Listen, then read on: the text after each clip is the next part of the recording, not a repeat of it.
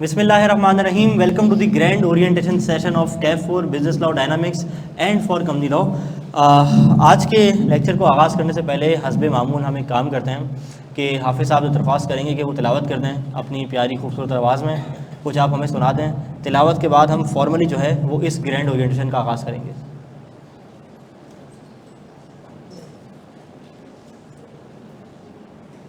जी भाई, अभी तुमने कहा तुम हाफिज़ हो ना, हो ना, हाफिज़ हो ना, तिलावत कर लो यार। ये भी हाफिज़ है। हाफिज़ साहब तिलावत करें।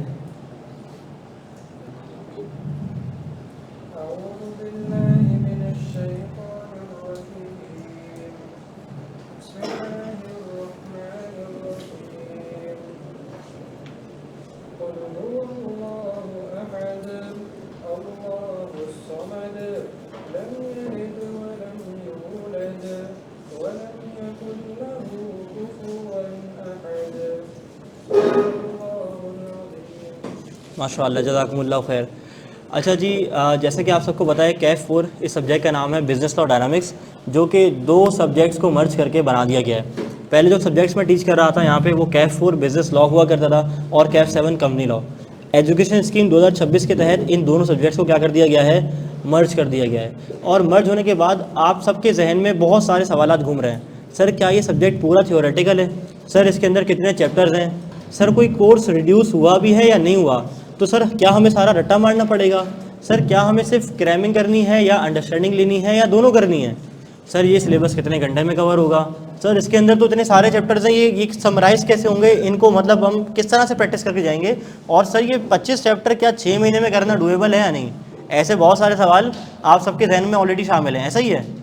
ठीक है, इंशाल्लाह एक एक करके जवाब दे रहे हैं इन सवालात का। सबसे पहले अगर मैं बात करूं, पेपर से पहले थोड़ा सा अपना तारुफ दे दूं। मेरा नाम हुदैत वसी है और पिछले 5 साल से मैं सर अहमद के साथ इस इदारे में एसोसिएटेड हूं। करंटली ARTT के अंदर जो है वो मैं PRC 1 फंडामेंटल्स ऑफ अकाउंटिंग और कैफ 4 बिजनेस लॉ डायनामिक्स पढ़ा रहा हूं, जो कि पहले कैफ 4 बिजनेस लॉ अलग था और कैफ 7 कंपनी लॉ अलग था। एक इंटरेस्टिंग बात कंपनी लॉ के बारे में या बिजनेस लॉ के बारे में ये भी कह सकते हो कि जो मेरा पहला बैच था ना, ज़िंदगी का फर्स्ट एवर बैच, उसमें अल्हम्दुलिल्लाह पहले बैच में आते ही फ्रंट फुट पे छक्का लगा था और मेरे स्टूडेंट का मेरिट सर्टिफिकेट आ गया था। तो सिंस देन दोस्त हु वर डाउटिंग या जिनको लग रहा था कि अभी तो सर आए हैं पढ़ाने, सर के साथ हुआ करते थे, अब सब्जेक्ट पढ़ा रहे हैं तो कैसा पढ़ाएंगे, कैसे चलेगा, लेकिन अल्हम्दुलिल्लाह उस बैच के बाद से चीज़ें मुख्तलिफ मतलब मुकम्मल बदल गई, मुख्तलिफ हो गई बिल्कुल ना। अल्हम्दुलिल्लाह अल्लाह का जितना एहसान माना जाए कम है। और लास्ट बैच के भी अल्हम्दुलिल्लाह बहुत ज़बरदस्त फीडबैक्स रहे, वो मैं इंशाल्लाह आपको इस स्लाइड के एंड पे दिखाऊंगा। अच्छा बहरहाल मेरे बारे में तो बातें होती रहेंगी, पूरा सेशन आप मेरे बारे में जान लोगे। मेरे बारे में जानने से ज़्यादा अहम है पेपर के बारे में जानना। और पेपर के अंदर अगर मैं बात करूँ तो ये इसके अंदर 2 पोर्शन है, आपको बताएं। एक है बिजनेस लॉ डायनामिक्स का पोर्शन, एक है बिजनेस लॉ का पोर्शन, और दूसरा है कंपनी लॉ का पोर्शन। कंपनी लॉ का पोर्शन जो आप यहाँ पढ़ लोगे तो क्या फाइनल में काम आएगा या नहीं आएगा, या बिजनेस लॉ का पोर्शन जो पढ़ लोगे तो आगे कोई फाइनल में इसका यूज़ है या नहीं यूज़, ये भी एक सवाल है। तो बिजनेस लॉ का जो पोर्शन है जिसके अंदर आपका कॉन्ट्रैक्ट एक्ट है, नेगोशिएबल है, पार्टनरशिप है, वो बस यहीं पढ़ के यहीं दफाना, यहीं ख़त्म है। आगे उसका कोई यूज़ नहीं है, C5 लेवल पे कोई भी यूज़ नहीं है। हाँ अलबत्ता जो अगला 50 नंबर का पोर्शन है कंपनी लॉ का, वो यहाँ बेस बनाएगा आपके अगले पेपर के लिए जिसका नाम है C5 2 advance corporate law and secretarial practices. बात समझ आ रही है?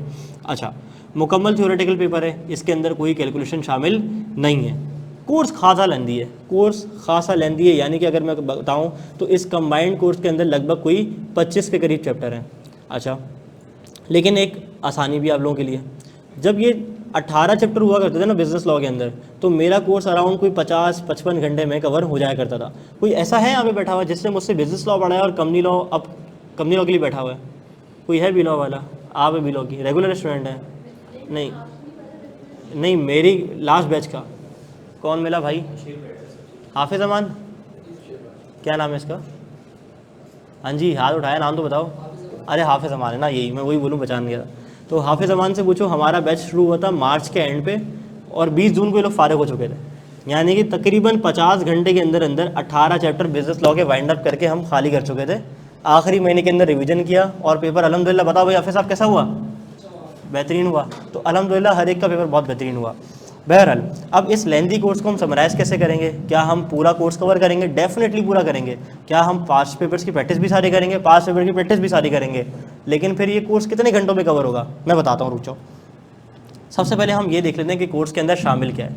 कोर्स के अंदर कितने चैप्टर हैं? बोलो भाई, कितने चैप्टर हैं बताओ? 25 चैप्टर्स हैं। 50 नंबर का बिजनेस लॉ का पोर्शन है, 50 नंबर का कंपनी लॉ का पोर्शन है। तो सबसे पहले मैं आगाज़ करता हूँ बिजनेस लॉ के पोर्शन से, ठीक है। अच्छा, बिजनेस लॉ के पोर्शन में पहली ग्रेड हुआ करती थी पहले लीगल सिस्टम की, इंट्रोडक्शन टू लीगल सिस्टम। वो पहले 5 से 8 मार्क की थी या मैक्सिमम 10 मार्क तक के लिए पूछता था। अब वो पूछता है सिर्फ 3 से 6 नंबर के लिए। ये ग्रेड लीगल सिस्टम की अलग कर दी है, यानी कि ये वो चैप्टर है जहाँ से पेपर आना ही आना है। लीगल सिस्टम में क्या है? लॉ कैसे बनता है, प्रेसिडेंट कौन होता है, प्राइम मिनिस्टर क्या होता है, सेनेट क्या होती है, कैबिनेट क्या होता है, नेशनल असेंबली क्या होती है, और ये कानून साजी किस तरह से होती है, प्रोसेस ऑफ लेजिस्लेशन चलता किस तरह से, कानून बनने के जितने तरीके हैं ना, वो सारे इसके अंदर लिखे हुए हैं, ठीक है।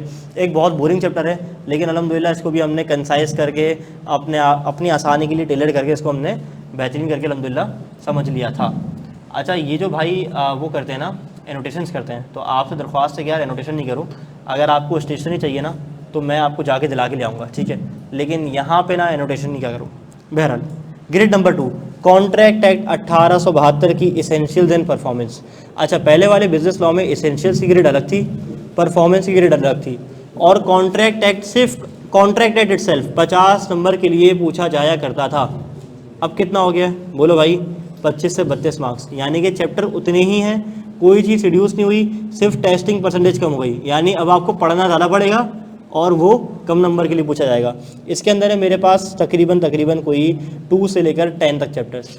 चैप्टर नंबर 2 बात करता है ऑफर्स, एक्सेप्टेंस एंड रिवोकेशन की, कि जनाब अगर दो पार्टीज आपस में कॉन्ट्रैक्ट कर रही हैं तो उनकी ऑफ़र किस तरह से होगी, उस ऑफ़र की एक्सेप्टेंस किस तरह से होगी, इस ऑफ़र को या एक्सेप्टेंस को रिवोक किस तरह किया जाएगा। Number 3, validity of contracts and agreements, contract valid कब होगा, वॉइड कब होगा, वॉइडेबल कब होगा। Chapter number 4, free consent and wide agreement, अगर मैं किसी के साथ कॉन्ट्रैक्ट कर भी रहा हूँ तो क्या उसके अंदर उसकी रजामंदी शामिल भी है या नहीं है। ऐसा तो नहीं है कि फ्रॉड करके कॉन्ट्रैक्ट में करवा लियो एंटर, ऐसा तो नहीं है। उसको मैंने बोला बेटा तू साइन नहीं कर रहा ना, बाहर निकलेगा बहुत मारूंगा, कोवर्जन करके तो नहीं किया, अनड्यू इन्फ्लुएंस करके तो नहीं किया, क्या मैंने उसकी विल को मिस रिप्रेजेंट तो नहीं किया। ये सारी बातें चैप्टर नंबर 4 के अंदर है। चैप्टर नंबर 5 बात करता है मुझसे कंटिजेंट कॉन्ट्रैक्ट पे। कुछ कॉन्ट्रैक्ट ऐसे हो सकते हैं जो कंटिजेंट हो किसी सिमिलर इवेंट पे। जैसे मैंने कहा, मेरे पास एक बंदा आता है और कहता है उदैत भाई मुझे इंपोर्टेड वाला लैपटॉप दे दो। मैंने कहा हाँ ठीक है, मेरी शिपमेंट आ जाए इंपोर्टेड वाली, मैं तुम्हें लैपटॉप दे दूंगा। तो ये कॉन्ट्रैक्ट कब कॉन्ट्रैक्ट होंगे, कब ये कॉन्ट्रैक्ट नहीं बन सकेंगे, ये सारी बातें चैप्टर नंबर 5 में। चैप्टर नंबर 6 और चैप्टर नंबर 7 डील करता है मुझसे परफॉर्मेंस फेज से। अभी जो एसेंशियल्स वाला पोर्शन है ना, ये चैप्टर नंबर 2, 3, 4, 5 तक है। ये कॉन्ट्रैक्ट फॉर्मेशन की ग्रेड है कि कॉन्ट्रैक्ट अभी बन रहा है। जब कॉन्ट्रैक्ट बन गया, कॉन्ट्रैक्ट होके हो गया, अब उस कॉन्ट्रैक्ट को परफॉर्म करने की बारी आ रही है। अब वो जो कॉन्ट्रैक्ट की परफॉर्मेंस है वो इन 5 चैप्टर के अंदर बताई गई है। Chapter number 6, chapter number 7, chapter number 8, chapter number 9, chapter number 10। Chapter number 6, 7 में परफॉर्मेंस के कुछ उसूल हैं कि परफॉर्मेंस कब होगी, परफॉर्मेंस कौन देगा, परफॉर्मेंस किस तरह से होगी, परफॉर्मेंस कैसे ली जाएगी। Chapter number 8, certain relations resembling to those created by contract. बहुत ज़्यादा लंबा नाम हो गया, लेकिन इसको हम प्यार से कहते हैं क्वासी कॉन्ट्रैक्ट। यानी कि कुछ कॉन्ट्रैक्ट ऐसे होते हैं जो कि लॉ की नज़र में कॉन्ट्रैक्ट फॉर्म नहीं होते, लेकिन लॉ उनको कॉन्ट्रैक्ट बना देता है। अब वो कैसे बनाते हैं चैप्टर में पढ़ेंगे। चैप्टर नंबर 9, क्या ऐसा नहीं हो सकता कि किसी ने किसी से कॉन्ट्रैक्ट किया और वो ब्रीच कर दिया, तोड़ दिया, पूरा नहीं किया, तो उसके कॉन्सिक्वेंसेस क्या होंगे, किसको कितना डैमेज होगा, किसको कितना लॉस सफ़र करना पड़ेगा, वो सारी बातें चैप्टर नंबर 9 में। फिर चैप्टर नंबर 10 मेरे पास आता है appointment and authority of agents. कभी कभार ऐसा होता है कि कारोबार के अंदर जो बंदा होता है ना, मालिक, उसके पास इतना टाइम नहीं होता, तो वो अपने किसी एजेंट को अपॉइंट करता है कि जाओ मेरे बिहाफ पे ट्रांजैक्शंस करके आ जाओ। तो वो जो उस एजेंट की अपॉइंटमेंट है और उससे रिलेटेड जो रूल्स हैं वो चैप्टर नंबर 10 में कवर किए जा रहे हैं, ठीक है। तो ये हो गए मेरे पास 2 ग्रेड। ग्रेड नंबर ए 3 से 6 मार्क्स की, ग्रेड नंबर बी 25 से 32 मार्क की। अगली ग्रेड, ग्रेड नंबर सी, ये बिजनेस लॉ की आखिरी ग्रेड है जो कि है 15 से 20 मार्क्स की। कितने मार्क्स की? 15 से 20 मार्क की। इसके अंदर बेसिकली सिर्फ तुम्हारे पास कोई 2 से 3 एक्ट्स हैं। पहला एक्ट है इसके अंदर पार्टनरशिप एक्ट 1932, जिसके अंदर ये 3 चैप्टर हैं, chapter number 11, chapter number 12, chapter number 13। Chapter number 11 के अंदर बेसिक पार्टनरशिप की बातें की जाती हैं। चैप्टर नंबर 12 के अंदर पार्टनर्स के हुकूक एक दूसरे के साथ क्या हैं, अगर मैं और मेरा दोस्त और एक और दोस्त पार्टनर है तो हम तीनों के आपस के हुकूक क्या हैं, चैप्टर नंबर 12 बताएगा। चैप्टर नंबर 13 क्या बताएगा, relationship of partners with third parties, यानी कि अगर एक पार्टनरशिप फर्म है वो एक आउटसाइडर के साथ कॉन्ट्रैक्ट कर रही है तो उसके और इनके ताल्लुकात जो है ना वो किस तरह से कायम होंगे, किस तरह से इनके कॉन्ट्रैक्ट्स होंगे, किस तरह से इनकी ड्यूटीज डिस्चार्ज होंगी, ये सारी बातें चैप्टर नंबर 13 बता रहा है। चैप्टर नंबर 14 जो निगोशिएबल इंस्ट्रूमेंट्स है ये बता रहा है आपको कि कुछ इंस्ट्रूमेंट ऐसे होते हैं जो कि पेमेंट के लिए इस्तेमाल किए जाते हैं, जैसे कि मेरे पास प्रोमिसरी नोट हो गया, बिल ऑफ एक्सचेंज हो गया, चेक पहले हुआ करता था अब कोर्स से निकाल दिया। तो इसके साथ साथ एक और सवाल आएगा कि सर हमें कैसे पता चलेगा कि कोर्स में क्या चेंजेस हैं अगर हमने पहले पढ़ा हुआ है। इसी स्लाइड में सब आ रहा है, हौसला रखो इंशाल्लाह। अस्सलाम वालेकुम। अच्छा, चैप्टर नंबर 15 मेरे पास आ रहा है anti money laundering and arbitration act. ठीक है, anti money laundering and arbitration act. Anti money laundering बड़े मज़े का चैप्टर है, आप सबने सुना होगा मनी लॉन्ड्रिंग का नाम, काले पैसे को सफ़ेद करना, पैसा मुल्क से लेके भाग जाना, किसी और के नाम पे अकाउंट खुलवाना। तो ये मनी लॉन्ड्रिंग होती क्या है बेसिकली? मनी लॉन्ड्रिंग बेसिकली कहते हैं कि नाजायज़ तरीके से यानी कि काले कामों से कमाए हुए पैसों को वॉशिंग मशीन में डाल के साफ़ करना, इस कॉल मनी को लॉन्डर कर देना, यही मनी लॉन्ड्रिंग है। ठीक है, अच्छा, अब मनी लॉन्ड्रिंग के तरीके क्या होते हैं, कौन कौन मनी लॉन्ड्रिंग के ऑफेंस के लिए पनिशेबल होता है, ये सारी बातें चैप्टर नंबर 15 के अंदर।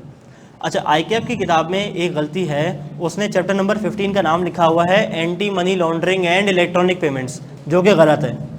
पहले जो ये चैप्टर था वो anti money laundering and electronic payment ही था, लेकिन इसके अंदर जो एक्ट शामिल था prevention of electronic crimes act, वो इसने कोर्स से निकाल दिया है और आर्बिट्रेशन एक्ट आपके कोर्स में डाल दिया है, और आर्बिट्रेशन एक्ट को और एंटी मनी लॉन्ड्रिंग को मिला के एक चैप्टर बना दिया है। तो यहाँ जो लिखा हुआ है ना anti money laundering and electronic payment आपकी किताब में, वो गलत है। इसका असल नाम क्या है? Anti money laundering and arbitration act. ICAP इसको करेक्ट कर लेगा, किताब में अंदर सही है लेकिन हेडिंग गलत डली हुई है। तो ये मेरे पास आते हैं 15 से 20 मार्क के। यहाँ तक मेरी बिजनेस लॉ की ग्रेड ख़त्म हो गई, ये थी मेरी 50 नंबर की ग्रेड। ठीक है, अब इसमें कौन से चैप्टर पे फोकस करना है, किस तरह से पढ़ना है, किस तरह से लेके चलना है, वो जैसे जैसे हमारा कोर्स आगे बढ़ता रहेगा हम इंशाअल्लाह ताला सीखते जाएंगे। अगली चीज़ यहाँ से मेरा शुरू होता है कंपनीज एक्ट का पोर्शन। अब वो लोग बिल्कुल अटेंटिव हो जाएंगे जिन्होंने बी लॉ तो दे दिया है लेकिन सी लॉ बाकी है। सी लॉ की ग्रेड है 50 मार्क्स की। अगेन उसने पहली ग्रेड में वही चीज़ें रखी हैं जो पुरानी पहली ग्रेड में थी, यानी कि chapter number 1, chapter number 2, chapter number 5। Chapter number 1 में क्या है? Company introduction, types and registration, कि ये कंपनी क्या होती है, कंपनी किस तरह से बनती है, कंपनी की रजिस्ट्रेशन कौन करवाएगा। जी बिल्कुल अरीशा, ये ग्रेड शेयर हो जाएगी। बुक क्या है? बुक आ रही है तुम्हारे पास, मज़ा नहीं है तो पैसे वापस। किताब तो इंशाल्लाह ऐसी आ रही है, टेंशन नहीं लो। मेरा एक हमेशा से उसूल था कि अगर आप लोग पढ़ने बैठ रहे हो ना तो आपके पास कोई चीज़ हो जो आप घर जाके रेफ़र कर सको किताब की फॉर्म में, नोट्स भी नहीं हो, हैंड आउट भी नहीं हो, एक प्रॉपर बुक होनी चाहिए जो कि वन स्टॉप सोल्यूशन हो। उसके अंदर तुम्हारे नोट्स भी होने चाहिए, उसके अंदर पास पेपर्स भी होने चाहिए, सॉल्यूशन भी होने चाहिए, एग्जामिनर के कमेंट भी होने चाहिए, मार्किंग स्कीम भी होने चाहिए। अभी एग्जामिनर के कमेंट और मार्किंग स्कीम क्या होती है इसके ऊपर बात करता हूँ, याद दिलाना मुझे आज। और इसके साथ साथ जो नेसेसरी मटेरियल है, एग्जाम्पल्स हैं, चीज़ें हैं, वो आपके पास होनी चाहिए। तो इंशाल्लाह मेरी किताब में आपको सब कुछ मिलने वाला है और बुक रिवील इंशाल्लाह इसी ओरिएंटेशन में करूँगा। ओके, चैप्टर नंबर 2 डील करता है कंपनी लॉ का। मेरे पास मेमोरेंडम एंड आर्टिकल्स है। ये कंपनी के बेसिकली वो होते हैं, कागजात होते हैं। जैसे एक इंसान का CNAC होता है जो सर ने डाटा की क्लास में दिखाया था, याद है वो बादशाह खान का, तो वैसे ही कंपनी का भी एक CNAC होता है। जैसे हम कहते हैं मेमोरेंडम ऑफ एसोसिएशन, कंपनी का नाम क्या है, कंपनी क्या काम करती है, कंपनी कहाँ पे बनी है, कंपनी को बनाने वाले कौन लोग थे, ये कंपनी का शनाख्ती कार्ड होता है बेसिकली। ठीक है, जैसे हम कहते हैं मेमोरेंडम ऑफ एसोसिएशन। फिर एक होती है आर्टिकल ऑफ एसोसिएशन, जैसे पाकिस्तान का आइन है, अब फॉलो कौन करता है कौन नहीं करता वो एक अलग बात है, लेकिन है तो ना भाई, बना हुआ तो है ना आइन। ठीक है, वैसे ही कंपनी का भी एक आइन होता है, जैसे हम कहते हैं आर्टिकल ऑफ एसोसिएशन। अब कंपनी उसके मुतालिक ऑपरेट करती है और उसी की बाउंड्रीज में रह के ही कंपनी को ऑपरेट करना होता है। चैप्टर नंबर 2 में सारी ये वाली बातें। Chapter number 5 share capital and commitment of business, यानी कि आपको सबको पता है कि शेयर कैपिटल क्या होता है, वो पैसा जो मालिकों ने इन्वेस्ट किया हुआ है कंपनी के अंदर। तो शेयर कैपिटल के बारे में तमाम बातें हैं कि भाई शेयर कैपिटल होता क्या है, ये बढ़ भी सकता है, कम भी हो सकता है, ऑल्ट्रेशन वगैरह भी इसके अंदर हो सकती है। फिर कमिटमेंट ऑफ बिजनेस, एक चैप्टर हुआ करता था आपके पास prospectus and commitment of business. तो प्रॉस्पेक्टस उन्होंने आपके कोर्स से निकाल के बाहर फेंक दिया और कमिटमेंट ऑफ बिजनेस वाली कोई 2-3 बातें आपके कोर्स में उठा के इंक्लूड कर दी गई हैं। ग्रेड नंबर ही मेरे पास आ रही है मैनेजमेंट एंड एडमिनिस्ट्रेशन की, जो कि 10 से 15 नंबर की है। प्राइमरीली देखा जाए तो इसके अंदर सिर्फ 2 चैप्टर्स हैं। Chapter number 6 mortgages and charges, chapter number 9 investment and disclosure of interest. Chapter number 6 mortgage charges क्या है, हो सकता है कंपनी को during the course of its operation पैसे लेने की ज़रूरत पड़ जाए, लोन लेने की ज़रूरत पड़ जाए, तो वो लोन लेने के साथ साथ अपने कुछ एसेट्स गिरवी रखवाएगी, किसी पे मॉर्गेज क्रिएट करवाएगी, किसी पे चार्ज क्रिएट करवाएगी। तो और हो सकता है एक एसेट पे क्या एक से ज़्यादा बैंक से उधर लोन ले सकता हूँ या नहीं ले सकता, ये सारी बातें। अगर मैंने लोन पे ऑफ कर दिया है तो मेरे बैंक को कैसे पता चलेगा कि मैंने लोन पे ऑफ कर दिया है, मेरे रजिस्ट्रार को कैसे पता चलेगा कि मैंने लोन पे ऑफ कर दिया है, एसेट उसकी कस्टडी से निकालना है। ये सारी बातें चैप्टर नंबर 6 में। चैप्टर नंबर 9 मुझसे डील करता है investment and disclosure of interest. एक कंपनी भी तो दूसरी कंपनी में इन्वेस्टमेंट कर सकती है, ऐसा ही है ना, तो उसके बारे में सारी बातें कर रहा है। एंड डिस्क्लोजर ऑफ इंटरेस्ट, हो सकता है एक कंपनी का डायरेक्टर हो और दूसरी कंपनी में इन्वेस्टमेंट कर रहा हो, वो उसकी बेगम की कंपनी हो, तो उसका कॉन्फ्लिक्ट ऑफ इंटरेस्ट आ गया। अब इसके बारे में सारी बातें यहाँ लिखी हुई हैं। फिर अच्छा, अब ये ग्रिड जो है ना, ये आईकैप ने बना के नहीं दी। आईकैप से बताता है कि कौन सा एरिया में कितने नंबर का टेस्ट करूँगा और फिर उसकी कोर्स आउटलाइन देता है। तो हम टीचर्स को बैठ के देखना पड़ता है कि कौन कौन से सेक्शन है और वो कौन सी ग्रिड में फॉलो कर रहे हैं और वो ग्रिड कौन से चैप्टर का हिस्सा है आपकी किताब में। फिर सेक्शन नंबर 125-30 फ्रॉम चैप्टर 10, वो 2 हेडिंग्स इसने यहाँ पे डाल दी हैं इस ग्रेड में, बाकी चैप्टर 10 मेरी अगली ग्रेड में आ रहा है। तो आपने इसको देख के घबराना नहीं है सर ये सेक्शन क्या है। ये जब हम चैप्टर नंबर 10 पढ़ेंगे ना, तो समझो चैप्टर नंबर 10 ग्रेड एफ का ही हिस्सा है और टेक्निकली ग्रेड ई में आपके पास सिर्फ ये 2 चैप्टर्स हैं। लेकिन अजीब सी बात यह है कि इसमें एडमिनिस्ट्रेशन वाले कोई सेक्शन नहीं थे, तो उसने 2 सेक्शन उठा के चैप्टर 10 से वो इस ग्रेड में डाल दिए। ठीक है, बहरहाल अब आती है मेरे पास आखिरी ग्रेड। अब आप बोल रहे हो यार ये तो ग्रेड ही ख़त्म नहीं हो रही है, तो सिलेबस कब ख़त्म होगा? सिलेबस भी ख़त्म हो जाएगा, ग्रेड भी ख़त्म हो जाएगी, घबराने वाली बात नहीं है, बोलो ना यार, नहीं है। अच्छा, ये आ रही है मोस्ट लेंदी ग्रेड कह सकते हो। इसमें कुछ चैप्टर बहुत मुनासिब हैं और 2 तो बहुत लंबे हैं, लेकिन इंशाअल्लाह ताला वो भी हो जाएंगे। Companies act 2017 and others, meetings and proceedings, directors, chief executive, accounts and dividends. Chapter number 3 directors, share holder ने कंपनी के अंदर पैसा लगा दिया, अब इसको चलाने वाले कौन है? डायरेक्टर्स। तो डायरेक्टर के बारे में तमाम बातें। फिर डायरेक्टर के अंडर एक बंदा काम करता है जिसका नाम होता है चीफ एग्जीक्यूटिव। फिर कुछ और अदर ऑफिसर्स भी हो सकते हैं जैसे कि कंपनी सेक्रेटरी वगैरह, उनके बारे में बात है। चैप्टर नंबर 7, बाजी बात नहीं करनी, ठीक है। चैप्टर नंबर 7 है मीटिंग्स एंड रेजोल्यूशंस, कि कंपनी के अंदर अगर मीटिंग्स होती हैं तो वो किस तरह से होंगी, रेजोल्यूशन यानी कि कोई अगर फैसले लेना है तो वो फैसले किस तरह से होंगे। कबीर भाई उनको कह दिएगा कि पानी दीजिएगा बोतल प्लीज़, थैंक यू।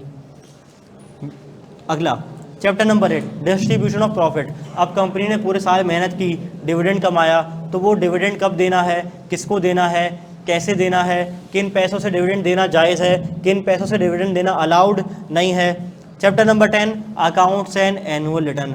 जब सब कुछ ख़त्म हो गया, पूरा साल ख़त्म हो गया, कंपनी ने अपने क्या बनाने हैं, बोलो फाइनेंशियल स्टेटमेंट्स बनाने हैं, तो वो जो अकाउंट्स बनाएगी, एनुअल रिटर्न बनाएगी, तो उसके लिए इसको कौन कौन सी कंप्लाइंसेस करनी होती हैं चैप्टर नंबर 10 में, ये सब लोग हम डिस्कस कर रहे होंगे। तो कितने लोग हैं ऐसे जो इस सिलेबस को देख के डर गए? कुछ लोग डर गए। मैं होता तो मैं भी डर जाता। लेकिन मैं बताऊं कि जो मैंने बिजनेस लॉ पास किया ना, एजुकेशन स्कीम 2021 से पहले क्या थी, 17 थी शायद। सर दोनों सेपरेट लेके चलेंगे? नहीं बेटा, एक हेडिंग बिजनेस लॉ की पढ़ाऊंगा, अगली हेडिंग कंपनी लॉ की, एक बिजनेस लॉ की, अगली कंपनी लॉ की, सेपरेट लेके चलूँगा ना यार।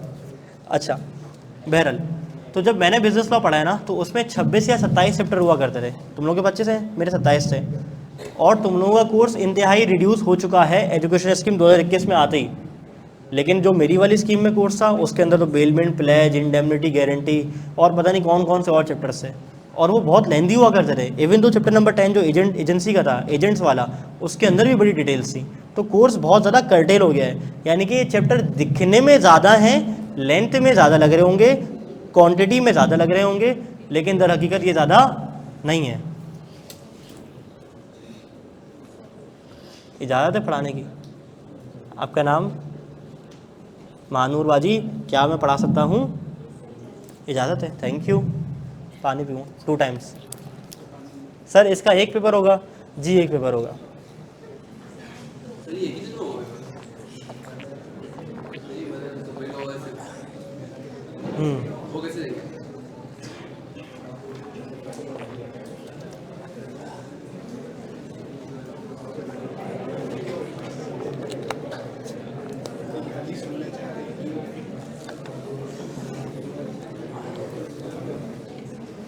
फैमिली देखती है। चलो यार, खामोशी भाई।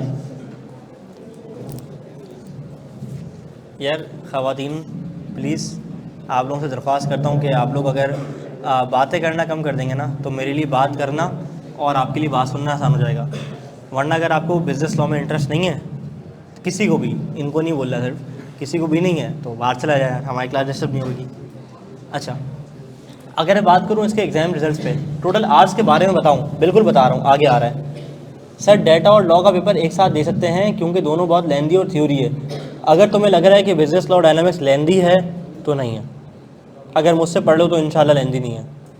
ये जो बैठा हुआ है आगे हसन फुरकान, पीछे हाफिज़ अमान, इनसे पूछ लो कि लंबे लंबे चैप्टर जिस पे लोग इवन बिजनेस लॉ के अंदर ना 100 घंटे लगाया करते थे, 100 घंटे, 110 घंटे, 120 घंटे, मेरा कोर्स कितने घंटे में हो गया था? 50-55 घंटे में हो गया था। और इवन अगर कंबाइंड कोर्स भी पढ़ाऊंगा तो वो रीजनेबली 100 के आसपास घंटे में हो जाएगा, ठीक है, विद प्रैक्टिस। अच्छा, बिजनेस लॉ का हिस्टोरिकली रिजल्ट ना कुछ बेहतर रहा है, क्योंकि बिजनेस लॉ को पढ़ने में मुश्किल लगती है, दिक्कत होती है, लेकिन एक बार कॉन्सेप्ट समझ आ जाए, चीज़ें याद हो जाएँ तो बहुत आसान है। तो उसका हिस्टोरिकली रिजल्ट भी अच्छा रहा था। 45%, 41%, सिर्फ एक अटैम्प्ट में गिरा 31, 43, 34, 43, 43। कंपनी लॉ के रिजल्ट्स की अगर बात करूँ तो 22% सिर्फ एक दफ़ा रहा, उसके बाद इम्प्रूवमेंट आना शुरू हो गई। और 22% भी क्यों था? क्योंकि पहली मरतबा जो है ना वो एक नया चैप्टर इंट्रोड्यूस किया गया था, वो पूछा गया था, बच्चों को आता नहीं था, तो बड़े मसले हो गए थे। बहरहाल चैप्टर बोल रहा हूँ, सितंबर 22 अटैम्प्ट, 34%, 55, 43, 47, 50, 45 हिस्टोरिकली गुड रिजल्ट्स हैं, ये अच्छे नंबर्स हैं। और कंपनी लॉ, बिजनेस लॉ में अगर कोई बंदा रीजनेबली प्रैक्टिस करे, मेहनत करे, तो वो पास हो रहा था। लेकिन एक बात बता दूँ, this will not be a case any more, क्योंकि जब ये पेपर कंबाइंड था तो इसकी पासिंग परसेंटेज इतनी शानदार नहीं होती, ठीक है, क्योंकि 26 चैप्टर, 27 चैप्टर हुआ करते थे, अब 25 चैप्टर्स हैं। तो ये 25 चैप्टर को पढ़ के हज़म करना, याद रखना, इनकी प्रैक्टिस करना हर एक इंसान की बस की बात नहीं हुआ करती, उनसे मैनेज नहीं होता। या तो लोग सही से प्लान नहीं करते, जो कम अहम चैप्टर हैं उनके ऊपर कम टाइम देना है, जो बहुत ज़्यादा अहम चैप्टर हैं उनके ऊपर ज़्यादा टाइम देना है। तो हमने अपने कोर्स को तमीज़ से पढ़ के लेके चलना है। एक और जो है ना वो बड़ा कॉमन सवाल आता है, सर बिजनेस लॉ के कोर्स में कोई चेंज नहीं हुआ? हाँ कम हुआ है, ज़्यादा कुछ नहीं हुआ। सर कंपनी लॉ के कोर्स में भी कुछ चेंज नहीं हुआ? हाँ कम हुआ, ज़्यादा नहीं हुआ। तो सर बस हम जो है ना वो फ्री के लेक्चर बट रहे होते हैं ना, वहाँ से जाके पढ़ लेते हैं। इतना मुझे गुस्सा आता है ना जब मुझसे कोई सवाल करता है, इतना मुझे गुस्सा आता है ना, क्योंकि यकीन करो ये पैसे मेरी जेब में नहीं जाने वाले जो तुम बचा रहे हो। लेकिन जब 20 सेशन लोग फंसते हैं ना, सर 70 लेक्चर पेंडिंग है, सर 80 लेक्चर पेंडिंग है, सर 50 लेक्चर पेंडिंग है, सर अगर ये वाला आप अपना पोर्टल ले देंगे तो हम वो वाले चैप्टर जो हमें वहाँ से उस तरह समझ नहीं आ रहा तो ये आपके पास पढ़ लेंगे आगे। अकोमोडेट तो मैं एट दी एंड कर देता हूँ, लेकिन अफसोस होता है कि आप लोग दूसरों के मशवरों में आके अपनी अटैम्प्ट ज़ाया कर देते हो, ठीक है। मैं चंदात कैफ ग्रुप्स में हूँ, तो वहाँ लोग ना मशवरे ले रहे होते हैं कि ये वाला सब्जेक्ट किसे पढ़ना चाहिए, ये वाला किसे पढ़ना चाहिए, ये वाला किसे पढ़ना चाहिए। तो लोग जवाब देते हैं कि हमने अपने सीनियर से सुना है कि ये वाला सब्जेक्ट इससे पढ़ लेना चाहिए, वो सीनियर जिसकी एक सब्जेक्ट में 4 अटैम्प्ट लगी होती हैं, ठीक है, मशवरे भी उनसे ले रहे हो। तो अल्लाह के वास्ते आप लोगों से दरख्वास्त है कि अपने डिसीजंस को इंडिपेंडेंटली लेना सीखो। अगर आपको समझ नहीं आ रहा कि सब्जेक्ट किसे पढ़ना है, 2 टीचर 3 टीचर आप सेलेक्ट कर लो, आप उनके डेमो लेक्चर्स लो, जहाँ आपको लगे कि यार हाँ this is the right place where I should go, तो बस फिर आपने वहाँ जाना है, ठीक है। अच्छा बहरहाल, अब एक सवाल आता है कि यार लोग इस सब्जेक्ट में फ़ेल क्यों होते हैं? मुझसे पूछो, ये 5 रीज़न तो शायद बहुत कम है, मैं इतने सारे रीज़न आपको और दे दूँ कि लोग फेल क्यों होते हैं। पहली बात, सिलेक्टिव स्टडीज़। अब लोगों को पता है कि यार शायद पेपर 60% 65 नंबर का पेपर इन 4-6 चैप्टर से आता है, तो वो कर लेते हैं, बाकी छोड़ देते हैं। सिलेक्टिव स्टडी आपको मरवाने में सबसे अहम किरदार अदा करती है। मैं खुद बताऊंगा कि कौन से चैप्टर ऐसे हैं जिस पे कम फोकस रखना है, लेकिन मैं ये नहीं बोलूँगा कि छोड़ दो। मैं कहूँगा समरी रिवाइज कर लो, पढ़ के चले जाओ, एक बार गो थ्रू कर लो, नोट्स देख लो, कस्टमाइज या समरी लेक्चर ले लो, कुछ ले लो, लेकिन मैं सिलेक्टिव स्टडी नहीं करवाऊँगा आपको कभी भी। हम 100% पढ़ेंगे, 100% याद करेंगे, 100% टेस्ट लेंगे और उसके बाद 100% पेपर अटैम्प्ट करके आएंगे। ये ओनली स्ट्रेटजी टू पास है, ओनली स्ट्रेटजी टू पास। इससे कम पे सेक्रीफाइस करना ही नहीं है। बात समझ आ रही है? अच्छा, number 2, lack of written practice. ये कब होती है? मैं क्लास में देता हूँ होमवर्क। अच्छा देखो, जो बंदा मेरे साथ साथ मेहनत करने के लिए तैयार है ना, वही क्लास में बैठना, वरना अगली क्लास में नज़र नहीं आना। अगर कोई मेहनत नहीं कर सकता तो वो क्लास में मेरे साथ नहीं चल सकता। ये हसन फुरकान बैठे हैं, पीछे हाफिज़ अमान बैठे हैं, इधर ऑनलाइन पे समीउल्लाह बैठे हैं। तो ये लास्ट टाइम मुझसे बिजनेस लॉ पढ़ के जा चुके हैं। इनको पता है मैंने कोई कॉन्सेप्ट पढ़ाया, होमवर्क दे दिया। अब मैं चाहता हूँ कि यार जो मैंने पढ़ाया है इसको रिवाइज करके होमवर्क को अटेम्प्ट करके आओ, हम अगली क्लास में डिस्कस करेंगे। लेकिन अगर तुम लोग होमवर्क नहीं करोगे, ये सोचोगे ये चैप्टर हो जाएगा ना तो उसके बाद सारे होमवर्क कर लेंगे, यकीन करो वो वीकेंड कभी ज़िंदगी में नहीं आएगा, कभी नहीं आएगा। वो जो तो तुम तस्वीर लेके बोर्ड से सेव कर लेते हो ना अपने पास कि हम बाद में नोट करेंगे, वो बात कभी नहीं आती। पेपर गुजर जाता है, पेपर के बाद गैलरी से चीज़ें डिलीट हो जाती हैं, वो बात नहीं आती। तो मैं कहता हूँ भाई कि हाथ के हाथ आपने पढ़ना है, चीज़ों को रिवाइज करना है और होमवर्क करके आना है। मैं कोई एक्स्ट्रा मेहनत नहीं करवाता, आई कैप की किताब के सवाल करवाऊँगा, पास पेपर्स करवाऊँगा और इंशाल्लाह ताला एग्जाम्पल देके हंसी मजाक करके क्लास में हम चीज़ों को समझ लेंगे और पास भी कर लेंगे। पता भी नहीं चलेगा ये बैच आज शुरू हुआ है, अभी थोड़ा ही टाइम गुजरेगा, बोलोगे कल की बात थी, ओरिएंटेशन नहीं रहते सब्जेक्ट की। तो इतना जो है ना मज़ा आएगा इंशाल्लाह सब्जेक्ट में। ये बहुत दिलचस्प सब्जेक्ट है। जो लॉ को बोरिंग बनाता है ना वो खुद बोरिंग इंसान है, यकीन करो। मैं इवन कंपनी लॉ के अंदर भी कोशिश करता हूँ कि आपको थोड़ा सा इंटरेस्टिंग बनाऊँ, लेकिन बिजनेस लॉ तो मेरा दिल और जान है, ठीक है। वो कहते हैं ना मेरी जिंद मेरी जान। तो बिजनेस लॉ वर्ल्ड सब्जेक्ट है जिसमें आपको बहुत मज़ा आता है, आप एग्जाम्पल्स देते हो, आप अपने ना, मैं इन्जॉय करता हूँ इस क्लास को। Business law is the only class जिसको मैं खुद से इन्जॉय करता हूँ। बहरहाल लैक ऑफ रिटन प्रैक्टिस, जब होमवर्क नहीं करते, होमवर्क तो किया नहीं पर टेस्ट भी नहीं दिए, और एंड में आके पूछते हैं सर पेपर से कितना पहले टेस्ट भेज दूँ चेक हो जाएगा। जो पूरे सेशन के आपने कज़ाएँ की होती है ना, वो आप फिर कज़ा जो है ना वो एंड में अदा कर रहे होते हो आके। अगली चीज़, नॉट क्रैमिंग वेयर रिक्वायर्ड, ये सबसे बड़ी गलती है। तुम लोगों को पता नहीं कौन कह देता है उठ के कि law is nothing but understanding and only concepts और ये और वो, मुझसे पढ़ो, मैं तुम्हें ऐसी मोहब्बत करवाऊंगा लॉ से। पता नहीं भाई ऐसी ऐसी बातें लोग कर रहे होते कि मोहब्बत हो जाएगी। आप तो याद तो आपने करना ही नहीं है। अरे भाई याद करना है आपने, आपको फरिश्ते थोड़ी आके बताएंगे एग्जाम में कि लिखना क्या है। अगर तुम्हें हेडिंग याद नहीं होंगी तो तुम वो हेडिंग पेपर में बैठ के रिप्रोड्यूस नहीं कर सकते, कितना ही अच्छा पढ़ा हो। अगर मैं बोलूँ एसेंशियल्स ऑफ एन ऑफर, एक टॉपिक आएगा चैप्टर नंबर 2 में, अब तुमने पढ़ा हुआ तो है लेकिन याद ही नहीं है। अब अगर तुम्हें हेडिंग याद होती तो तुम बोलते 2%, सर्टेन एंड डेफिनेट, ठीक है, और वो बाकी जितनी सारी हेडिंग है, तुम हेडिंग कम से कम याद होती तो आगे का भी खुद ना खुद रिप्रोड्यूस कर देते। लेकिन याद होना पहली शर्त है, याद होना बेहद ज़रूरी है, ठीक है, बात समझ आ रही है। और हम कोशिश यही करते हैं कि क्लास में बैठ के मैक्सिमम चीज़ें याद कर लें, ठीक है। अगली चीज़, not making your own lecture notes, सबसे बड़ी जो है ना वो रीज़न है। हम क्या हो जाते थे कि भाई टीचर पे इतना डिपेंडेंट हो जाते हैं कि टीचर जब PDF शेयर करेगा तो हम कर लेंगे। मेरी क्लास ख़त्म हुई नहीं, ग्रुप पे message, sir please share the PDF, sir PDF, sir PDF, sir PDF। इससे होता क्या है, कुछ तो इतने सुस्त होते हैं कि उसी PDF का प्रिंट निकाल के पढ़ लेते हैं, या तो फिर अपनी मेहनत काम गई। मैं कहता हूँ कि पहली क्लास में रजिस्टर बनाओ। देखो आज हम कुछ ज़्यादा कोशिश करेंगे, शायद पढ़े ही नहीं, पढ़ने का टाइम मिला तो पढ़ लेंगे, वरना मेरा ऑब्जेक्टिव आज क्लास में पढ़ाना नहीं है, आके इस सब्जेक्ट का जहन बनाना है, और टाइम मिला तो आगाज़ कर देंगे इंशाल्लाह। बहरहाल क्योंकि बिजनेस लॉ भी और कंपनी लॉ भी, तो दोनों के बारे में तुम्हारा जहन बना होना चाहिए। रजिस्टर्स तुम्हें बनाना पड़ेगा अपना प्रॉपर, कोई 300, 400, 500 वाला पेजेस वाले रजिस्टर ले लो, या 300 वाले 2 रजिस्टर ले लो पेजेस वाले, 300-400 पेजेस वाले। एक बिजनेस लॉ का अलग कर लो, एक कंपनी लॉ का अलग कर लो। जो हम क्लास में पढ़ें, जो एग्जाम्पल डिस्कस करें, जो कॉन्सेप्ट हम पढ़ेंगे माइंड मैप्स के थ्रू, अब ये माइंड मैप कैसे होते हैं मैं दिखाऊंगा, उसको तुमने अपनी कॉपी पे नोट डाउन करना है अपने अल्फाजों में। क्योंकि at the end of the week, at the end of the month, at the end of the day, at the end of the time, जब पेपर करीब आएगा, जब तुम किताब उठा के पढ़ोगे ना, तो तुम बोलोगे यार ये तो पहली बार पढ़ रहा हूँ, ये कब पढ़ा, ये सर ने कौन से लेक्चर में पढ़ाया था। मैसेज आएगा, तस्वीर खिंचेगी, ग्रुप पर जाएगा, ये सर ने कौन से लेक्चर में पढ़ाया था। या फिर तस्वीर खिंचेगी, सर प्लीज़ एक्सप्लेन दिस। अरे लेक्चर नहीं देखा तुमने, सर लेक्चर देखा था लेकिन फिर भी एक्सप्लेन कर दें। अगर अपना रजिस्टर बनाया होता ना, ये नौबत कभी नहीं आती।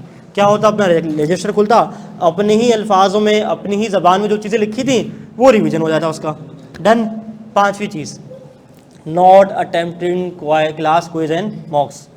यकीन करो अगर एक सब्जेक्ट में 2,500-3 हज़ार बच्चे ना, तो सिर्फ 300 ऐसे बच्चे होंगे जो क्विज या मॉक्स देते हैं, 300 सिंसियर बच्चे। अब इस सब्जेक्ट का तो सोच लो क्या हाल होता होगा। नहीं देते लोग, नहीं देते, यकीन करो, और सबसे बड़ी गलती करते हैं। बहरहाल एक अनाउंसमेंट ये है कि ये तो बिजनेस लॉ का पोर्शन है ना, और मेरा जो हंच है खुद का पेपर के बारे में कि पेपर कैसा आएगा, आसान आएगा, मुश्किल आएगा, इस सब्जेक्ट का रिजल्ट तो गिरने वाला है, एक बात तो कन्फर्म है। 40% नहीं दिखेगा भाई, अब 25%, 28%, हद मार के 30-32% आ गया तो समझना बहुत अच्छा रिजल्ट आ गया। अब बिजनेस लॉ का पोर्शन वो रखेगा आसान, क्यों? क्योंकि बिजनेस लॉ में घुमाने के लिए कुछ है ही नहीं। कॉन्ट्रैक्ट एक्ट है, इतने सारे केस स्टडी, इतने सारे सिनेरियो उसने पास्ट पेपर में पूछ लिए हैं, घुमा घुमा के वही पूछेगा, ठीक है, घुमा घुमा के वही कॉन्सेप्ट होंगे। क्या चलो वो कॉन्सेप्ट नहीं होगा, क्लास की एग्जाम्पल होगी वो पूछ लेगा। अगली चीज़, फंसाएगा कहाँ? अच्छा रट्टे वाला पूछेगा, रट्टे वाला पूछेगा, हम तो तोते की तरह रट्टा करके जाते हैं, लिख देंगे, फिर कहाँ फंसाएगा? कंपनी लॉ में फंसाएगा। अच्छों की ना आदत टाइट करेगा कंपनी लॉ के अंदर। यानी कि मेरा अपना हाँ चाहिए कि बिजनेस लॉ को होते सिनेरियो बेस लेके जाए, लेकिन वो भी मैनेज हो जाएगा। लेकिन जो कंपनी लॉ है ना उसमें ही घुमाएगा। सितंबर 24 से मार्च 25 और मार्च 25 तक इसने अच्छे पेपर पूछे कंपनी लॉ के। सितंबर 24 जैसे मेरे स्टूडेंट का मेरिट था, अच्छा पेपर पूछा उसने ना, नई चीज़ें पूछना शुरू करी। और मार्च 25 में और सिनेरियो बेस की तरफ जाने लगा। इन दोनों चीज़ों को देखते हुए मैंने सितंबर 25 की अटैम्प्ट में बेहद टेढ़े क्विज बनाना शुरू कर दिया और उससे एग्जामिनेशन करवाना शुरू कर दी। एज रिजल्ट जब मेरे पास फीडबैक्स आना शुरू हुआ ना सेशन के एंड में कि सर हम 3 अटैम्प्ट से लॉ दे रहे हैं, 2 अटैम्प्ट से दे रहे हैं, हमने यहाँ से पढ़ा था, हमने वहाँ से पढ़ा था, तो हमें पता ही नहीं है कि ये सवाल इस तरह से सॉल्व करना है। मैं आसान मिसाल देता हूँ, जैसे मैंने बताया ना ये कंपनी लॉ के अंदर चैप्टर्स मैंने तुम लोगों को दिखाए हैं, कौन कौन से, 1, 2, 5, 6, 9, 3, 4, 7, 8, 10। अब लोग करते क्या है, हमारा जनरल एटीट्यूड क्या होता है स्कूल के अंदर भी, एक चैप्टर अगर याद कर लिया, पढ़ लिया, तो उसका आंसर वहीं से देना है। लेकिन कंपनी लॉ में ऐसा नहीं होता। हो सकता है सवाल एक हो, उसके अंदर कुछ प्रोविजन चैप्टर नंबर 3 डायरेक्टर से भी आ रहे होंगे, chapter number 7 meeting and resolution से भी आ रहे होंगे, और हत्ता के चैप्टर नंबर 9 जो मेरा पीछे गुजरा है पीछे वाली स्लाइड में, कौन सा, investment and disclosure of interest, यहाँ से भी आ रहा होगा। बात समझ आ रही है? तो हमें पढ़ना कैसे है, हमने पढ़ना हर चीज़ को लिंक करके। हम एक चैप्टर, हर चैप्टर जब पढ़ लेंगे ना उसके बाद पास्ट पेपर्स भी करेंगे। और पास्ट पेपर्स में आई के अपने रिसेंट पास्ट पेपर्स में यही काम किया है कि उसने चीज़ों को लिंक किया है। सवाल लग रहा होगा चैप्टर नंबर 3 डायरेक्टर से आया है, लेकिन उसके अंदर मीटिंग की भी बात होगी, उसके अंदर investment and disclosure of interest की भी बात होगी। बात समझ आ रही है? तो हमने अपने जहन को खोल के पढ़ना है। ये नहीं कि चैप्टर नंबर 3 कर रहा हूँ तो चैप्टर नंबर 3 से ही आंसर करना है। जब सारे चैप्टर्स पढ़ लेंगे ना तो अब हमारी आंख जो है ना वो बर्ड्स आई व्यू से पूरा कोर्स देखेगी कि यार हाँ ये वाला प्रोविजन भी अप्लाई हो रहा है, ये वाला प्रोविजन भी अप्लाई हो रहा है, ये वाली चीज़ भी अप्लाई हो रही है। तो अब अगली फिक्र कि हम ऐसे लेवल की प्रिपरेशन कैसे करें कि हमारा ये मसला हल हो जाए। 2 चीज़ें उसके लिए, एक तो क्लास के लेक्चर प्रॉपर लेना है। क्लास का लेक्चर हर बंदा ले लेगा, कंपनी लॉ पढ़ने में समझने में मुश्किल नहीं है, लेकिन जब एग्जामिनर मस्ती करने पे आया और घुमाने पर आया तो कंपनी लॉ को ऐसा घुमाएगा कि तुम्हारी सोच है। तो इसके लिए जो मैंने चीज़ें डेवलप की हैं वो ये की हैं कि एक तो क्विज़ इंतहा के टेढ़े। चैप्टर नंबर 5 का मुझे याद है लास्ट टाइम भी क्विज़ लिया, कुछ चंद बच्चों ने दिया था, अल्हम्दुलिल्लाह सारे फेल हो गए थे, क्योंकि बनाया ऐसा था कि ये कर लोगे तो एग्ज़ाम मुश्किल नहीं लगेगा इंशाल्लाह।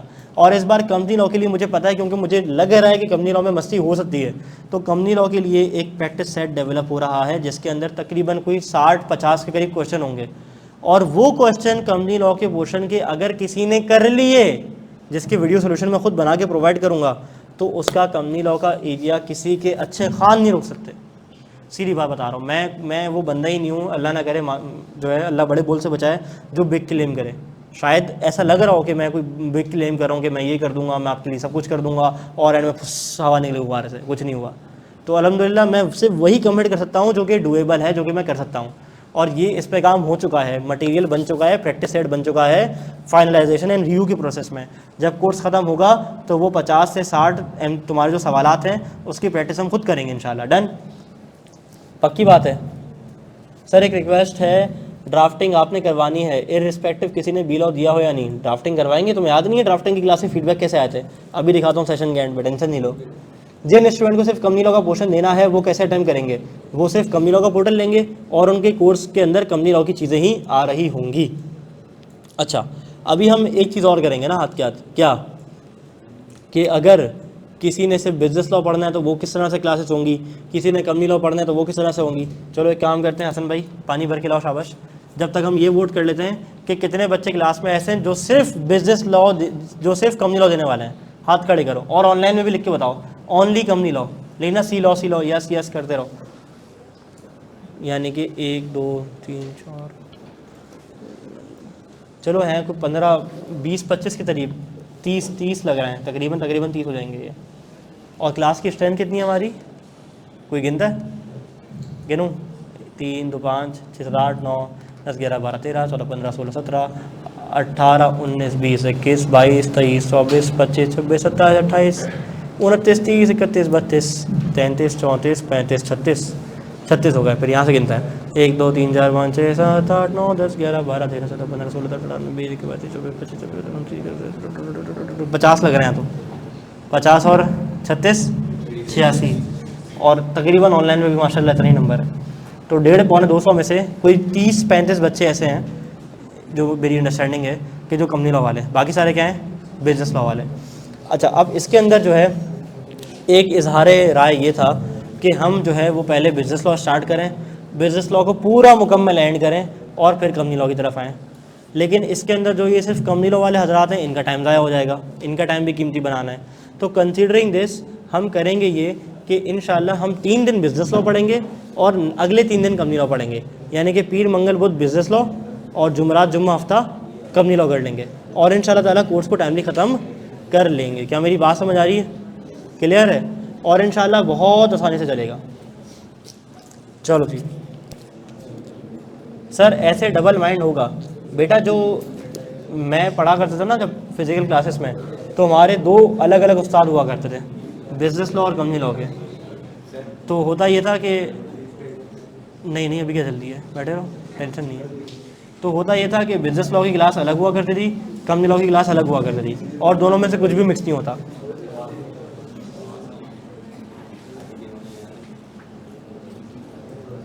पहले बी लॉ पढ़ा लें। अच्छा, कितने लोगों को लगता है कि पहले बी लॉ ख़त्म कर देना चाहिए?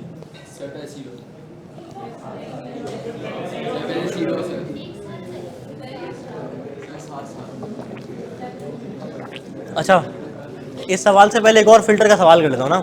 रुक जाओ। इस सवाल से पहले एक और फिल्टर कर लेता हूँ। सब सुनो मेरी बात। कितने लोग ऐसे हैं जो इस पक्की नियत से बैठे हैं कि बिजनेस लॉ यहीं से पढ़ना है, और कितने लोग ऐसे हैं जो विंडो शॉपिंग वाले हैं? नहीं, विंडो शॉपिंग वाले कितने हैं और पक्की नियत वाले कितने हैं? तो यार विंडो शॉपिंग वाले क्यों हाथ नहीं उठा रहे? फिर पक्की नियत वाले कितने? हाथ उठाओ सही से, जल्दी यहीं से पढ़ना है पक्का। पक्की नियत वाले तो हैं माशाल्लाह। अब विंडो शॉपिंग वाले, ये भाई मुँह छुपा रहे विंडो शॉपिंग वाले। हाँ, आवाज़ नहीं आ रही। मैंने कहा कि कितने लोग ऐसे हैं जो पक्की नियत से बैठे हैं कि बिजनेस लॉ यहीं से पढ़ना है, और कितने लोग हैं जो विंडो शॉपिंग वाले हैं? पक्की नियत वाले कौन हैं? ठीक है, और विंडो शॉपिंग वाले? ठीक है। अबे वो तो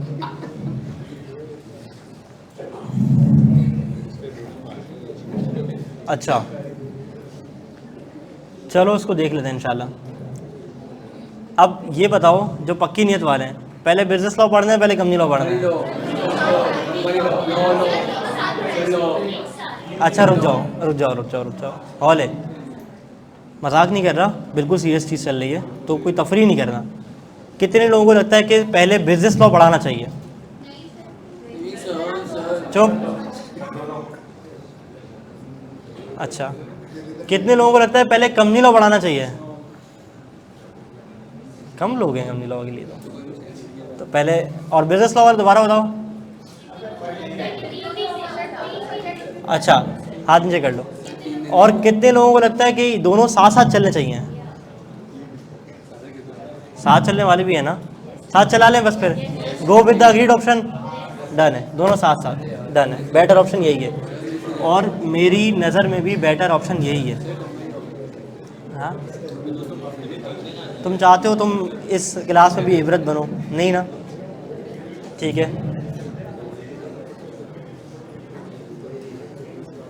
समीउल्लाह मस्ती नहीं। सर, सी लॉ को समझने के लिए बी लॉ पढ़ना पूरा ज़रूरी है?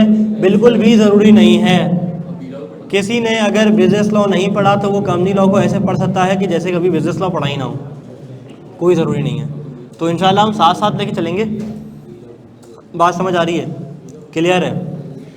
चलो, अच्छा, मंडे ट्यूसडे वेडनेसडे सी लॉ पढ़ा दें। अच्छा वो आपने बता दिया, वरना मैं थर्सडे फ्राइडे सैटरडे पढ़ाता। ऐसे नहीं करो यार, हम इंशाल्लाह कर लेंगे, ठीक है? अच्छा, फ्रीक्वेंटली आस्क्ड क्वेश्चंस, इसके ऊपर मैंने वैसे एक वीडियो भी बनाई थी, कितने लोगों ने देखी हुई है? कम लोगों ने देखी हुई है।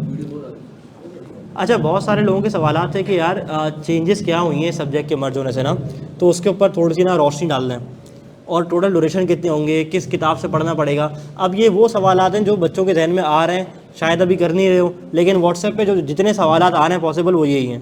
पहली चीज़, status of passing one law exam, अगर किसी का एक लॉ पास है, आइदर बी लॉ पास है, सी लॉ फेल है, सी लॉ पास है, बी लॉ फेल है, तो उसके लिए क्या। चेंजेस इन सिलेबस, सिलेबस में कितनी तब्दीली आई है, क्या आसान हुआ है या मुश्किल हुआ है।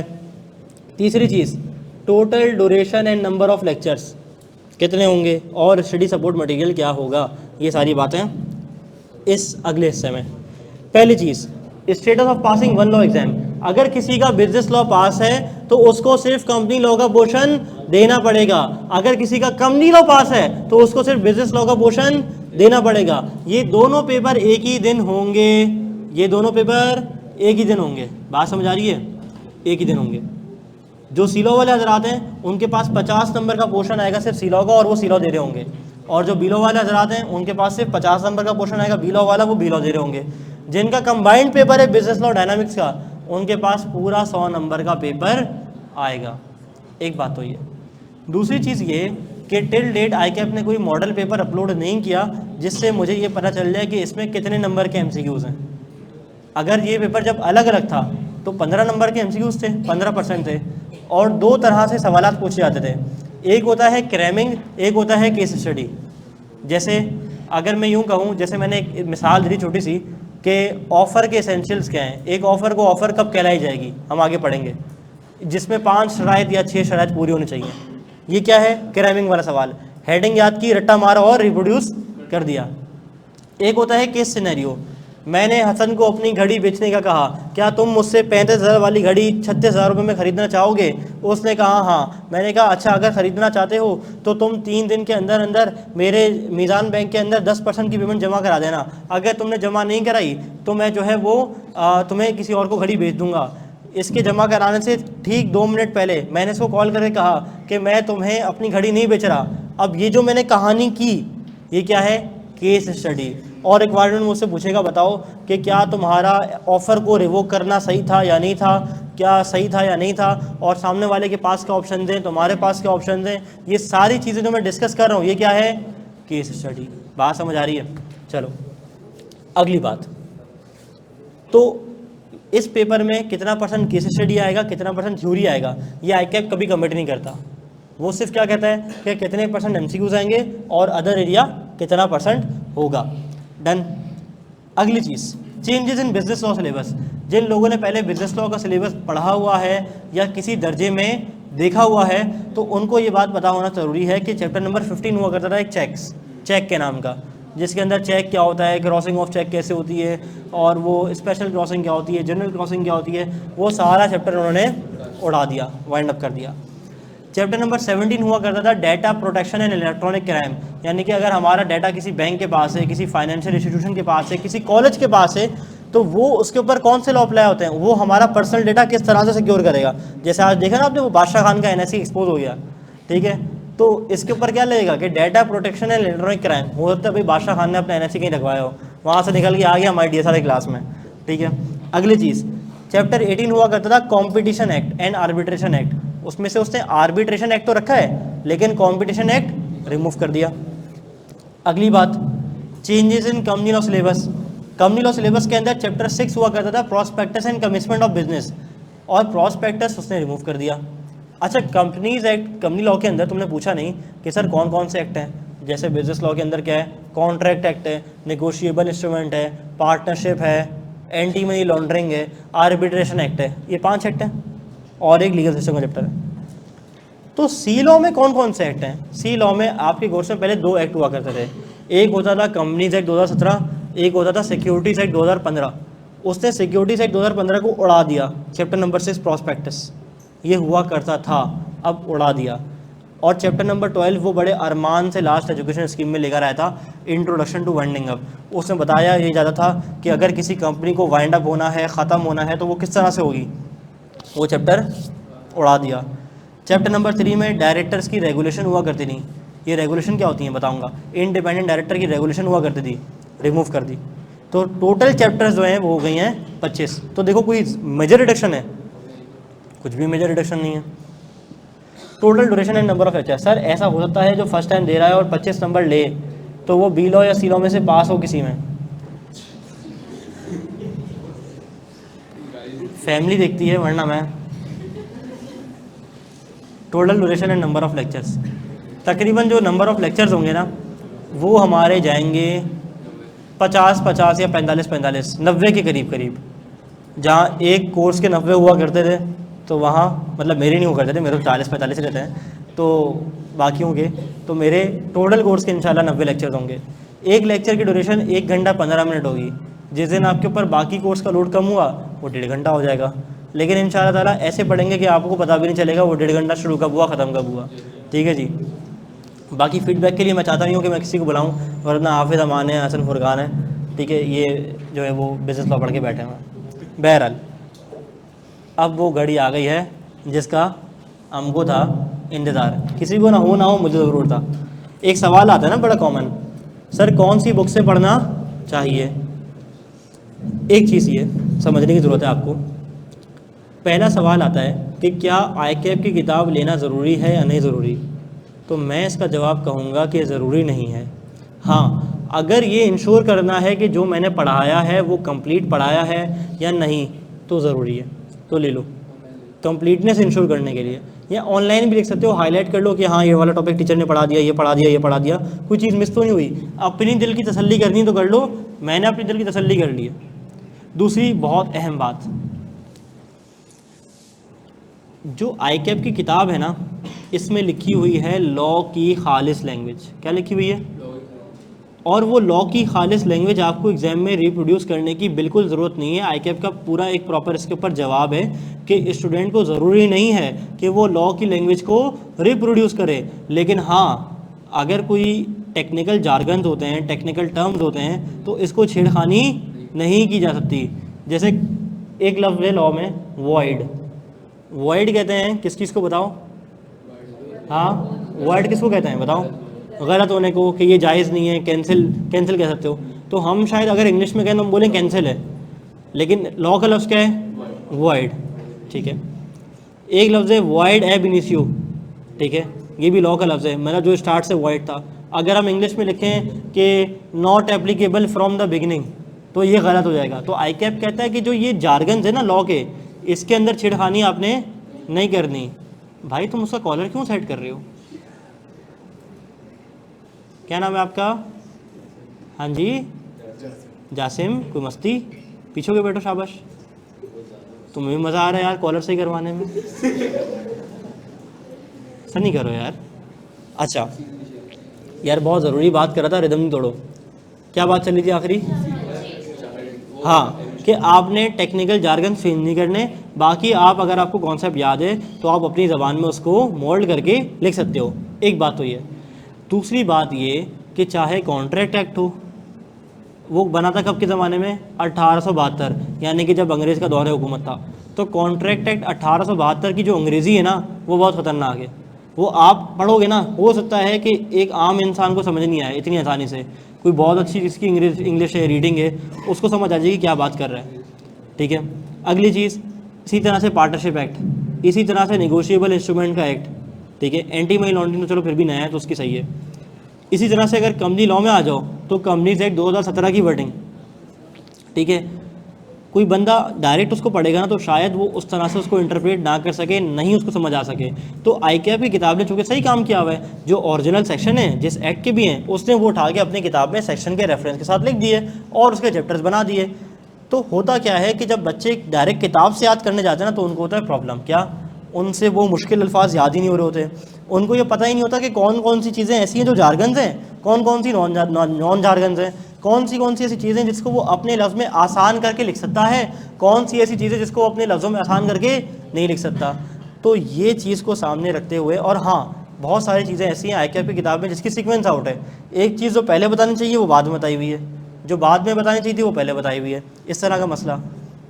अगला मसला, एक चीज़ जो एक कॉन्सेप्ट एक्सप्लेन किया हुआ है उसने एक पैराग्राफ में पूरे। अब अगर मुझ जैसा आदमी जो बच्चा है, स्टूडेंट है, वो पैराग्राफ पढ़ेगा ना तो उसी में भूल जाएगा, गुम हो जाएगा, कहीं पढ़ेगा समझ ही नहीं आएगा। तो मैंने हर एक एक चीज़ को पढ़ के केयरफुली उसको या तो बुलेट पॉइंट्स में तोड़ा हुआ है, या तो उसकी लैंग्वेज मुनासिब कर दी है, उसके साथ एग्जाम्पल्स अटैच कर दिए हैं, और ये सारी चीज़ें मैंने अपनी किताब में डाल दी हैं और किताब बन चुकी है। It is in the process of review and finalization and will be available to you soon. बात समझ आ रही है? अब किसी को कोई सवाल तो नहीं करना कि कौन सी किताब से पढ़ना है, तो मेरी इंशाल्लाह अपनी किताब आएगी बिज़नेस लॉ की, जो कि इंशाल्लाह इस वीक के एंड पे रेडी हो जाएगी, नेक्स्ट वीक अवेलेबल हो जाएगी, और उससे नेक्स्ट वीक इंशाल्लाह ताला कंपनी लॉ की किताब अवेलेबल हो जाएगी। कंपनी लॉ की बुक अलग होगी, बिज़नेस लॉ की बुक अलग होगी। जैसे ICAP ने वॉल्यूम 1 रखा हुआ है बिज़नेस लॉ का पोर्शन, वॉल्यूम 2 रखा हुआ है कंपनी लॉ का पोर्शन, तो वैसे ही मेरा वॉल्यूम 1 बिज़नेस लॉ डायनामिक्स का बिज़नेस लॉ पोर्शन होगा, और वॉल्यूम 2 क्या होगा, कंपनी लॉ का पोर्शन। क्या मेरी बात समझ आ रही है, क्लियर है? चलो, it is time for the book reveal.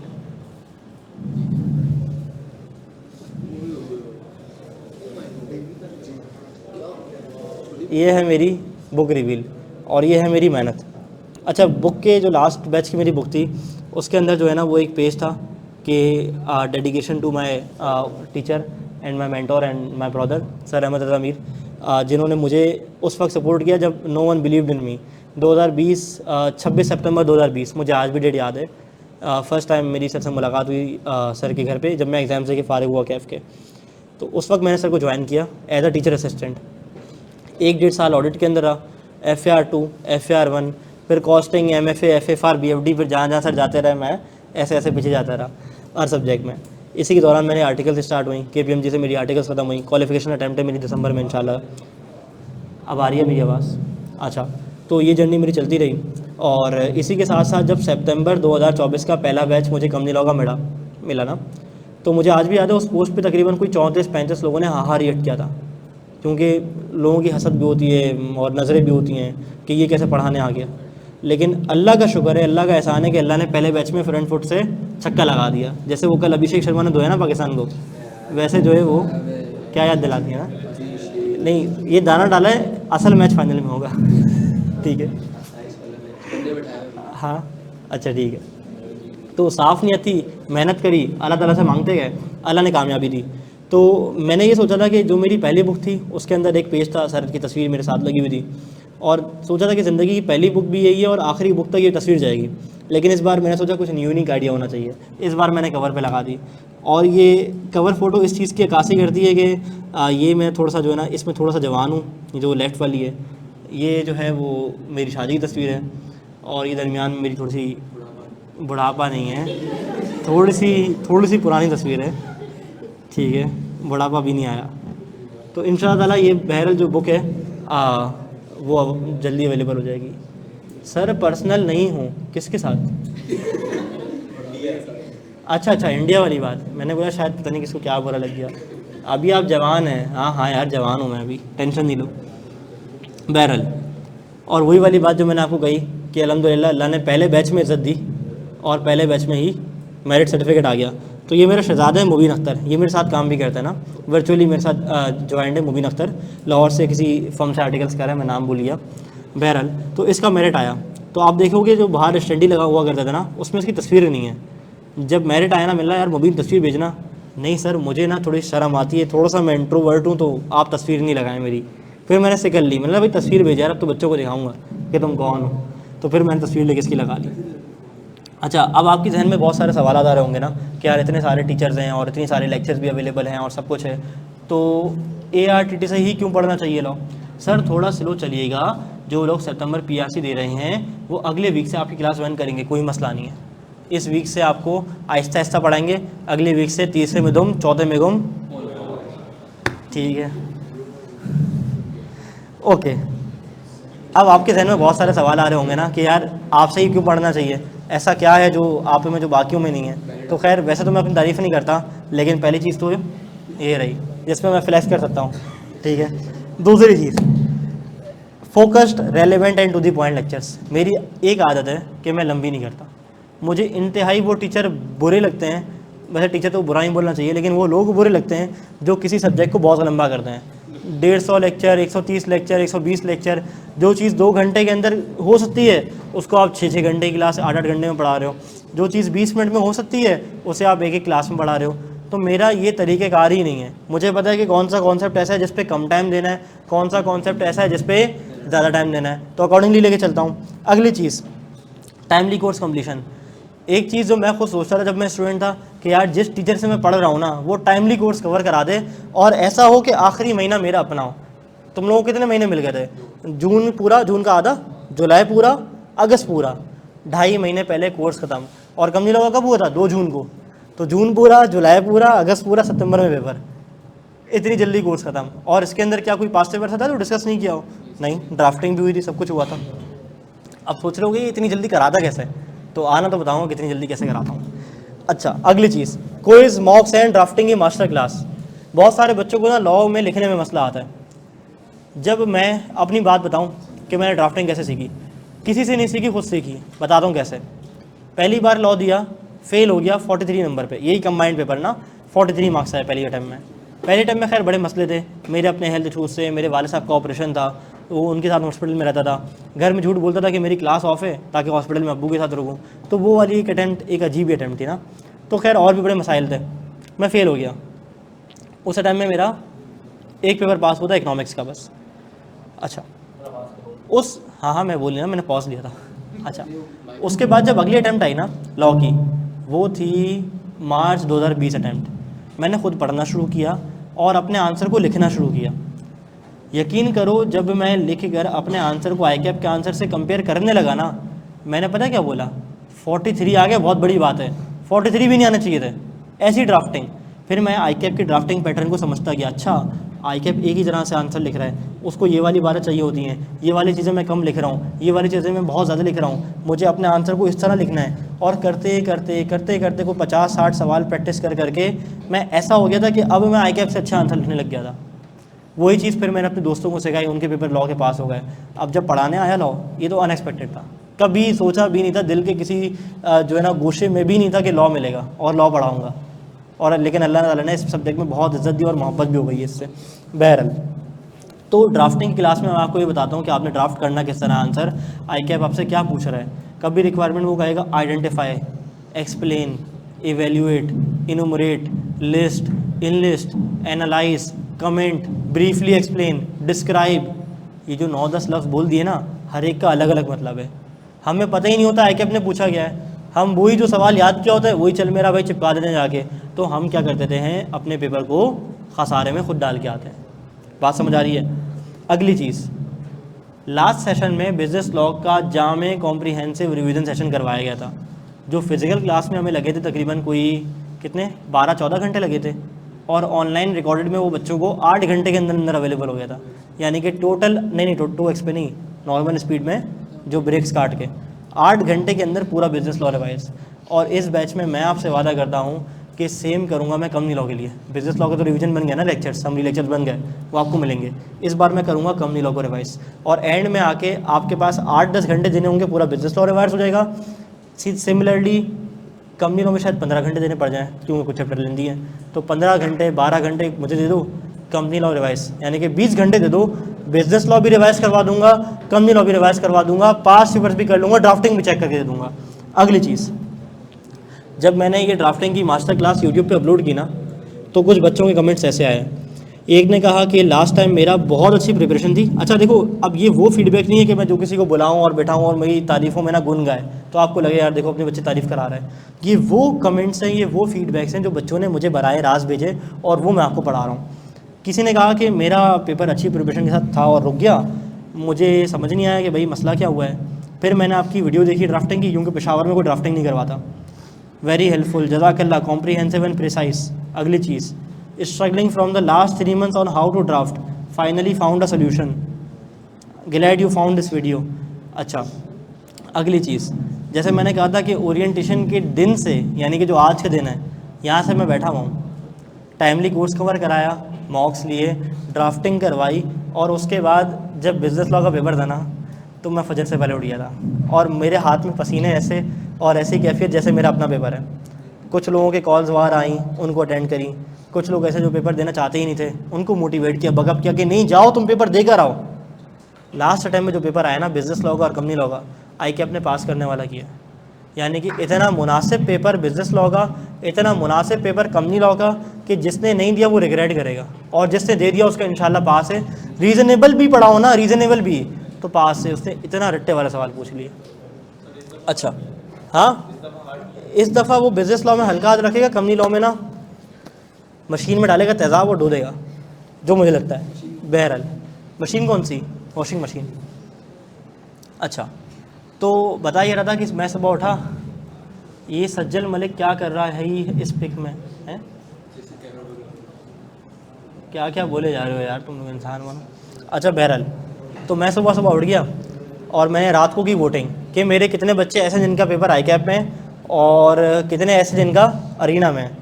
तो अरीना की ज़्यादा वोट्स और मैं पहुंच गया, एग्ज़ाम हॉल के बाद खड़ा हो गया। और ये जो सारे मेरे स्टूडेंट्स हैं ये मोस्टली सारे वही हैं बल्कि जो फिज़िकल क्लास में मेरे साथ बैठा करते हैं और जिन्होंने मेरी रेगुलर सेशन में पूरी फिज़िकल क्लास ली है।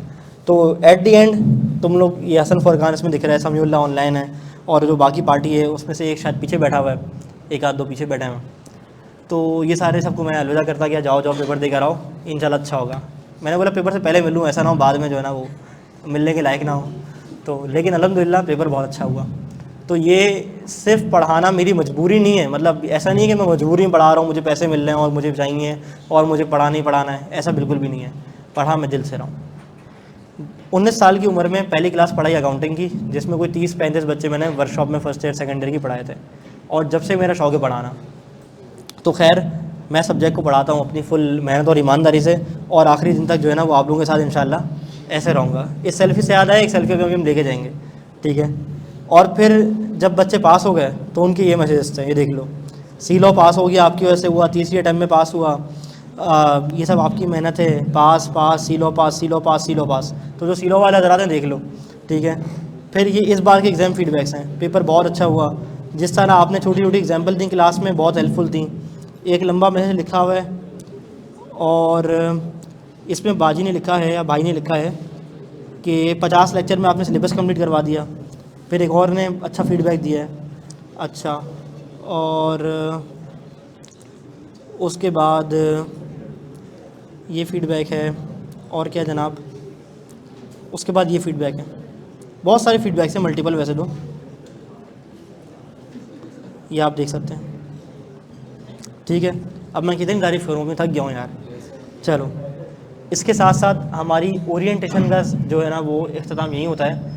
किसी को कोई सवाल है, किसी को कोई परेशानी है, कोई प्रॉब्लम है तो वो मुझसे कर ले। Welcoming all the questions. कोई सवाल, कोई बात? अच्छा, अब ये बताओ, पढ़ाई आज से शुरू करनी है? कर दूं? 10 मिनट हैं। अच्छा, हाँ 8 मिनट रहते ना तो एक डेफिनेशन हो जाएगी। डन है, ऑफ़र की डेफिनेशन पढ़ लेते हैं, डन है पक्का। अच्छा, कितने लोगों को लगता है कि अभी स्टार्ट कर देनी चाहिए क्लास? हाँ तो है ना भाईजान, बैठ जाओ बैठ जाओ बैठ जाओ बैठ जाओ। अच्छा, कितने लोगों को लगता है कि आज से स्टार्ट कर देनी चाहिए? कितने लोगों को लगता है कल से स्टार्ट करना चाहिए? अच्छा, लेकिन फिर हाँ अगले हफ्ते से तुम्हारे फिर बिजनेस लॉ फेल होने की बात कर लें ताकि डायनामिक्स कंपनी दोनों साथ पढ़ लो। नहीं? अच्छा चलो यार, एक पिक्चर ले लें।